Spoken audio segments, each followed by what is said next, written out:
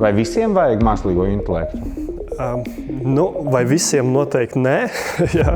Sākumā jāsāk ar savu īsto intelektu izmantošanu, tad tikai pie mākslīgā. Mums ir problēmas, jā. Jā. Kad tikko parādījās ChatGPT, jau tad visi klaudzināja, ka viss daudziem tiks atņemti darbi, bet tagad jau ir 2026. gads, un mēs redzam, ka mēs visi vēl strādājam, un darba ir tik daudz, ka vēl nekad.